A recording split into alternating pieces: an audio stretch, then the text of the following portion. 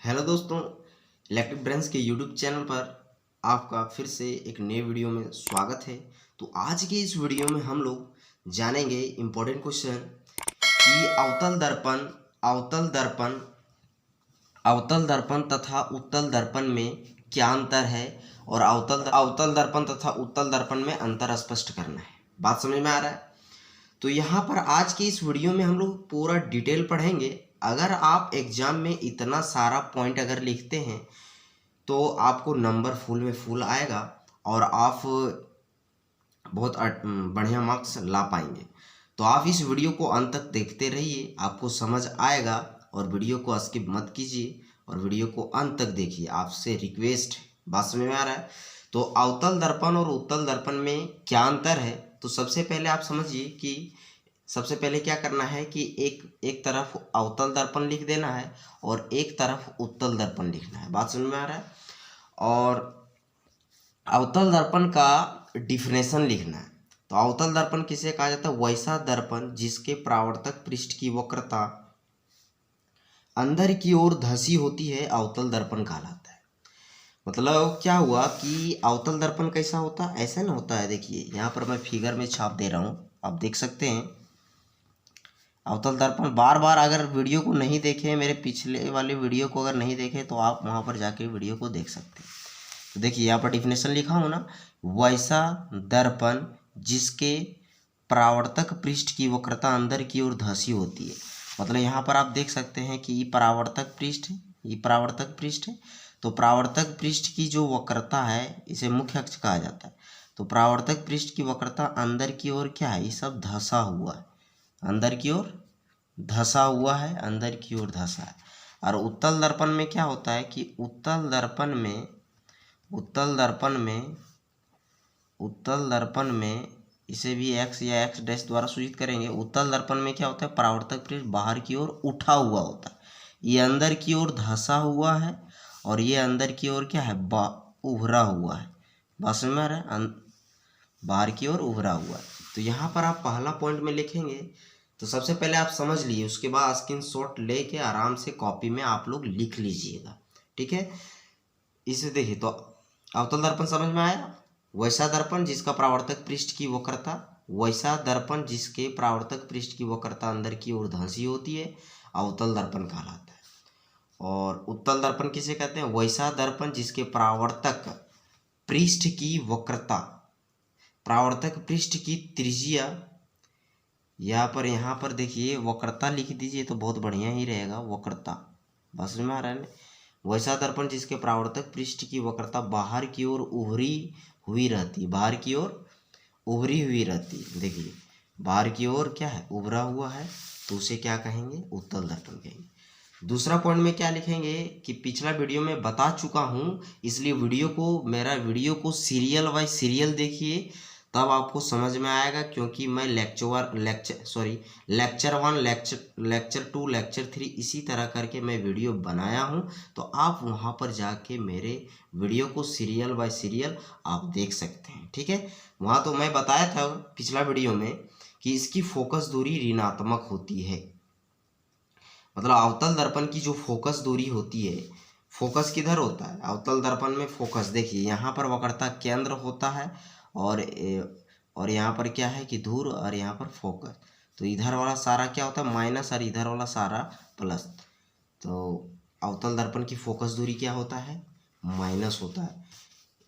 अवतल दर्पण की फोकस दूरी ऋणात्मक होती है, मतलब इसकी फोकस दूरी ऋणात्मक होती है और इसकी फोकस दूरी धनात्मक होती है।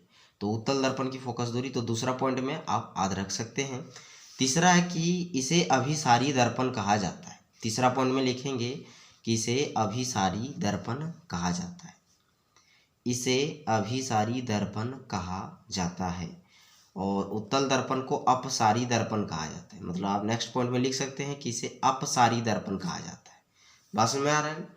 अवतल दर्पण जो होता है, यह क्या है कि हम प्रतिबिंब भी बना चुके हैं, इसमें 6 कंडीशन बताए थे। तो वहाँ पर क्या होता है, क्या हो रहा था कि अवतल दर्पण में यह छोटा, बड़ा तथा बराबर आकार का प्रतिबिंब बनाता है। मतलब अवतल दर्पण जो है छोटा प्रतिबिंब भी बनाता है, बड़ा प्रतिबिंब भी बनाता है और बराबर आकार का भी प्रतिबिंब बनाता है। बात समझ में आ रहा है ना।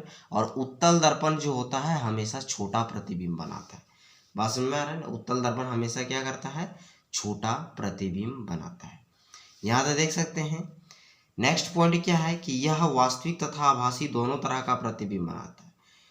मतलब ये अवतल दर्पण में जो है, अवतल दर्पण के पीछे भी प्रतिबिंब बनता है, अवतल दर्पण के सामने भी प्रतिबिंब बनता है। मतलब वास्तविक किरणें के कटने से अगर प्रतिबिंब बनेगा तो वास्तविक प्रतिबिंब कहलाता है, और आभासी मतलब डॉटेड लाइन से अगर कटेगा तो समझ आना आभासी प्रतिबिंब बन रहा है। तो ये वास्तविक प्रतिबिंब किसे कहते हैं और आभासी प्रतिबिंब किसे कहते हैं, मैं पिछले वीडियो में बता चुका हूँ कि वास्तविक प्रतिबिंब कैसे बनता है और आभासी प्रतिबिंब कैसे बनता है। अगर नहीं देखे हैं तो आप वहाँ पर जाके देख सकते हैं। ठीक है। यह वास्तविक तथा आभासी दोनों तरह का प्रतिबिंब बनाता है। बस में और नेक्स्ट वीडियो में बताऊंगा कि आभासी प्रतिबिंब तथा वास्तविक प्रतिबिंब में क्या अंतर है। तो आप वहाँ पर उस वीडियो को पाने के लिए मेरे चैनल को सब्सक्राइब भी कर सकते हैं। तो देखिए, तो यह वास्तविक तथा आभासी दोनों तरह का प्रतिबिंब बनाता है, यह आभासी तथा उल्टा प्रतिबिंब बनाती है। ठीक है। नेक्स्ट पॉइंट क्या है कि इसका आवर्धन जो होता है धनात्मक तथा ऋणात्मक दोनों होता है। आवर्धन का जो मान होता है ना अवतल दर्पण में, तो आवर्धन भी बता चुका हूँ, वहाँ पर आप जाकर देख सकते हैं। तो इसका आवर्धन धनात्मक तथा ऋणात्मक दोनों होता है। इसका आवर्धन सदैव धनात्मक होता है। ठीक है। ठीक है। नेक्स्ट पॉइंट में क्या है, इसके आवर्धन का मान 1 से कम भी होता है, 1 से अधिक भी होता है तथा 1 के बराबर भी होता है। क्या है कि इसके आवर्धन का मान 1 से कम, 1 से अधिक तथा 1 के बराबर भी होता है। फिर यहाँ उत्तल दर्पण में क्या है, इसके आवर्धन का मान सदैव 1 से कम होगा। 1 से क्या होता है, कम। आवर्धन का मान जो आता है 1 से कम, मतलब पॉइंट में आएगा 0.3, 0.7, 0.9, मतलब 1 से कम ही आता है। बात समझ में आ रहा है। फिर नेक्स्ट पॉइंट, लास्ट पॉइंट जो है, इसका उपयोग सौर भट्टियों में, सैलूनों में तथा वाहनों के हेडलाइट में किया जाता है। मतलब अवतल दर्पण का जो उपयोग है सौर भट्टियों में किया जाता है, वाहनों के हेडलाइट में किया जाता है तथा सैलूनों में किया जाता है। और उत्तल दर्पण का उपयोग स्ट्रीट लाइट में तथा पश्च दृश्य दर्पण के रूप में किया जाता है। बात समझ में आ रहा है। उत्तल दर्पण का उपयोग स्ट्रीट लाइट में तथा पश्च दृश्य दर्पण के रूप में किया जाता है। तो ये सभी जो जितना भी पॉइंट मैं लिखा है, इस सारे पॉइंट को आप क्या कीजिए कि कॉपी पर जाके लिख सकते हैं, और अगर कॉपी पर नहीं लिख रहे हैं तो स्क्रीनशॉट भी लेके रख सकते हैं, क्योंकि यह जो है बहुत ही इम्पोर्टेंट है।